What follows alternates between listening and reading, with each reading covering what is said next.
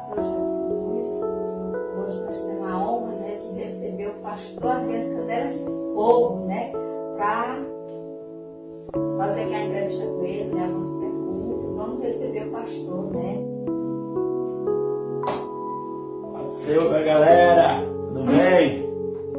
Pastor Adriano Pentecostal, Canela de Fogo, pastor presidente, fundador da Igreja Pentecostal, Coluna de Fogo, Atos 2, presidente também do Congresso Unção Sem Limite 2024, 25, se Deus permitir, né? Estamos fazendo a obra, né? Diaconisa Socorro. Né? Pois é, né? Porque não sabe, né? Me chama Diaconisa Socorro, né? E aí, Canela de Fogo, como é que você tomou essa iniciativa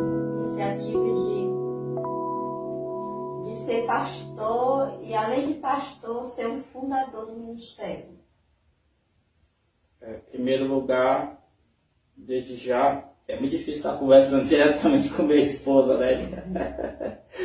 É a primeira entrevista dela comigo, já fui entrevistado algumas vezes, né? Mas não um podcast, né? Da própria igreja, né?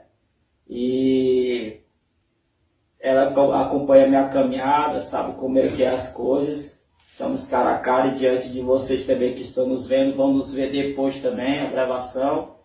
E chamada é para poucos.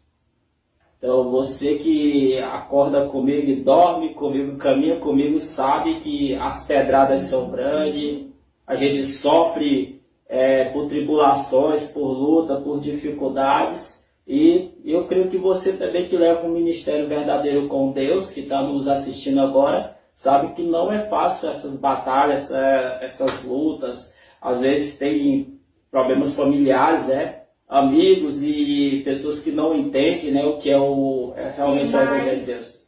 Vamos deixar de enrolado, né? E vamos responder a pergunta. O que foi que você... Eu não estou enrolando, estou explicando. Tomou iniciativa de ter o seu próprio ministério? O ministério é meu. O ministério é do Senhor. É de verdade, Jesus. o ministério é de Jesus, mas você está à frente desse trabalho. Eu sou o co-pastor. Devendo explicando para você, minha esposa, e explicando para outros alunos também, tá? Que me acompanham aí, aprendendo a ser pastor, né? Então, explicando para vocês, eu sou o co-pastor. Então, qual é o meu trabalho? Meu trabalho é preparar as ovelhas para o verdadeiro pastor, para entregar aquele dia para o verdadeiro pastor. Se eu não tiver um rebanho de ovelhas para entregar para ele, é sinal que o meu chamado não foi verdadeiro com Deus. Como é que alguém pode definir o que é um chamado verdadeiro e um chamado que não é verdadeiro? Até agora eu tenho poucas ovelhas. Isso não quer dizer que eu não sou um pastor. Quer dizer apenas que eu sou um pequeno pastor com um pequeno rebanho. Mas o rebanho pode crescer.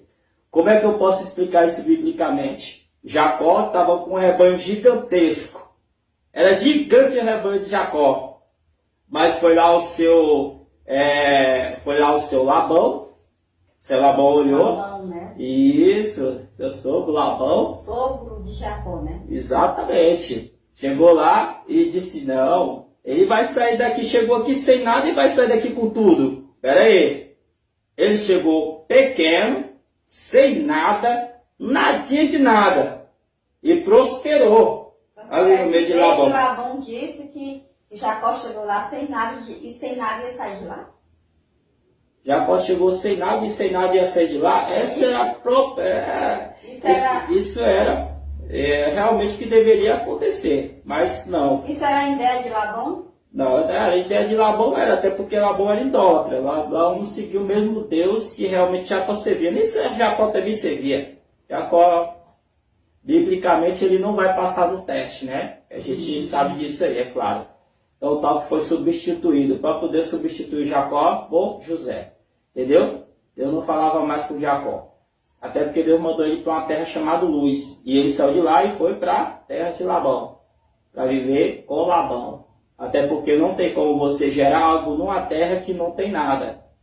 Entendeu? A terra só tinha pedra. Mas o Jacó olhou e só tem isso aqui. Mas não é só isso aqui. Quem é espiritual, presta atenção, você que está me ouvindo. Quem é espiritual, você não presta atenção naquilo que está diante dos seus olhos. É naquilo que você vai conduzir daqui para frente. Eu estou vendo aqui, você hoje, eu me conheci lá atrás, você não tinha algumas ruguinhas, você não tinha outras coisas, entendeu? Você se vestia até um pouco diferente, não tão elegante como está aqui. Então, Deus... O tempo vai passando, o tempo vai... algumas coisas, né? O tempo vai passando e Deus vai nos moldando. Deus vai nos moldando. Em vez de ficar feios, ficamos bonitos para Cristo e feios para o mundo. O mundo nos enxerga como pessoas horríveis. Podemos estar vestidos as melhores roupas, mas o mundo nos enxerga como pessoas horríveis. Esse é o Labão que enxerga o Jacó. Ele começa a enxergar o Jacó como um Jacó que tem um chamado. Eu ainda estou falando de pastoreado, viu? De chamado. Jacó não tinha chamado para ser um pastor, mas quando ele chega na casa de Labão, ele vê que ele pode sim, ele pode cuidar do rebanho de Labão melhor do que os filhos de Labão. E ele começa a cuidar do rebanho, o rebanho prospera, irmão Socorro, o rebanho cresce, e Labão começa a dizer, eu já aprendi como Jacó trabalha. Não era como Jacó trabalhava, é como Deus abençoava Jacó. Tudo que Jacó tocava, prosperava. Jacó, ele cruzava uma ovelha listrada, com uma ovelha listrada e saía uma ovelha branca. E a lã da ovelha branca é 40 vezes mais cara do que a lã da ovelha listrada. Entendeu? A qualidade até da carne também é mais macia também. Então, se a gente for pegar a história, a gente vai entender que é assim, entendeu? E aí a gente pega um Jacó que já tem tudo. Agora ele está... Essa foi a estratégia de Jacó. Exatamente. Né? Deus orientou, deu a sabedoria. Maior do que o sogro dele. Exatamente. Deus deu a sabedoria, deu o entendimento. E agora o Labão é muito inteligente. Ele não é uma pessoa burra. Labão é movido por Satanás ali, mas ele é uma pessoa inteligente. Entendeu? Mas quando Deus está no negócio... Quando Deus está no negócio, ele te tira de um lugar que ele é próspero. Pode ser que o lugar seja próximo, mas não é seu lugar. Deus deu um lugar para Jacó, chamado Luz. Deu. Betel, casa de Deus. Deu para ele. Mas agora vamos deixar o pastoreado de lá. Já estou falando a mesma coisa. Certo. E assim, você se considera só pastor, pregador, cantor? O que você se considera? Pastor, além de pastor, cantor, pregador, o que é? Eu me considero servo. Servo, né? Porque não adianta eu ser um pastor, pregador e cantor se eu não for um servo. Mas você foi artista da expressão? Agora, uma coisa, você tem que perguntar, você se considera ter um chamado? É outra história. Porque o chamado você não cria. O chamado você tem. Então você vai passar Você se considera cantor? Eu me considero alguém que canta para Deus. Me preparei para cantar para o Senhor. Entendeu? Há tempos que eu não consigo cantar. Porque há tempo de aflição que ninguém consegue cantar. Não sai a voz, não sai a fala, não sai nada. Você está na caverna. E o Elias na caverna, entendeu? Mas sem fugir de Jezabel, tá bom? A minha Ana tá aqui, tá? A Ana sem o sofrimento, viu, gente? Entendeu?